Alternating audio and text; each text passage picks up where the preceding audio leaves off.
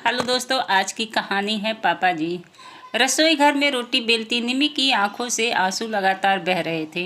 संयुक्त परिवार में कहने के लिए सब साथ साथ रहते थे, पर वो तो सिर्फ इतना जानती थी कि सब बस हर बात पर उसे और उसके माता पिता को जलील करने की फिराक में रहते थे। आज भी तो घर में मेहमानों के बीच उसके रंग रूप और रहन सहन को लेकर मजाक उड़ाया था। उसकी नंदों ने मैत्री देवी भी तो अपनी बेटियों के साथ हंस रही थी। उसकी और उसके माता पिता का भी मजाक उड़ा रही थी। देखो, दिल्ली से पार्सल आया है।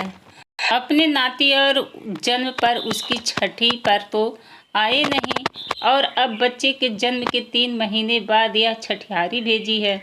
हमारे तो सारे अरमानों पर पानी फेर दिया समधी जी ने। हम तो बड़ा खानदान समझकर उनसे रिश्ता जोड़े थे, पर हमको क्या पता था इतना कंगाल परिवार है इनका। मैत्री देवी ने इतना कहा ही था, तभी मिनी की छोटी ननद बोली, इतना छोटा सा पैकेट है, सिर्फ अपनी बेटी और नाती के लिए भेजा होगा। माँ, हमें आप बेकार में बुला रहे हो। कौन सा हम दोनों बहनों के लिए कुछ होगा इसमें। मिनी को बिल्कुल अच्छा नहीं लग रहा था सासू माँ और नंदों की यह बातें सुनकर। एक तो शादी से इनकी सारी शर्तें मानी थी उसके पिता ने, दूसरे राज्य में आकर अपनी बेटी के ब्याह में कितनी परेशानी झेली थी।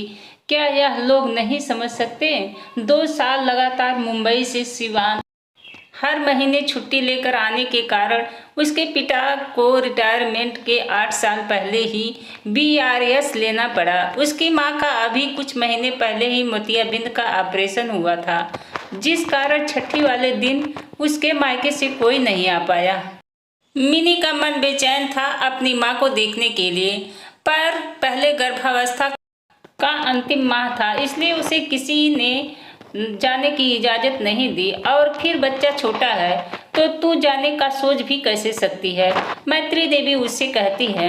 हफ्ते महीने में एक फ़ोन पर अपने माँ पापा से बात होती थी मिनी की। तब उसके पापा ने एक दिन उसे बताया था, बिटिया रानी, अब रिटायरमेंट के बाद तेरा पापा तो बूढ़ा हो गया है, अब इतनी दूरी आ तो नहीं सकता। फिर तेरी मम्मी का भी अभी इलाज चल ही रहा है, तो ज़्यादा पैसा तो नहीं है तेरे बूढ़े पापा के पास, पर नाती को आशीर्वाद के रूप में जो जुड़ सका वो भेज रहे हैं। पार्सल खुला तो उसमें सिल्क की 7 साड़ियाँ थीं और बच्चे के कपड़े और उसके हाथ पैर के लिए चांदी के गहने थे। एक क्या रुमाल भेजा है और एक कैसे गहने हैं, कितना हल्का लग रहा है। एक कड़ा जैसे बाजार से नकली 10-20 रुपए वाला खरीद कर भेज दिया है, मैत्री देवी ने कहा। नहीं माँ, साड़ियाँ हैं, मम्मी ने आपके लिए, दोनों बेटियों और चारों बहुओं के लिए भेजी है, और यह असली चांदी ही है। निमी ने जब बताया तो उसके जेठ जी जो वहीं बैठे थे बोले, सिर्फ घर की औरतों और अपने नाती के लिए ही भेजा है, और हम आदमी लोग के लिए कुछ नहीं। एक पैकेट निकालते हुए निमी के देवर सूरज ने कहा, भाई, इसके पापा ने 500 के 4 नोट और यह 101 भी तो भेजे हैं। हम चारों भाई का एक अंडरवियर और बनियान भी तो आ जाएगा। इतना कहकर ठहाका मारकर सभी भाई बहन और मैत्री देवी हंसने लगी। या हंसना बंद कीजिए आप लोग। उन लोगों की परेशानी में हम लोग उनकी कोई मदद नहीं कर पा रहे हैं, और ऐसे में भी पापा जी ने कितना कुछ भेजा है। निमी के पति देव जी की बातें सुनकर बहन और मैत्री देवी हंसने लगी। या हंसना बंद कीजिए आप लोग।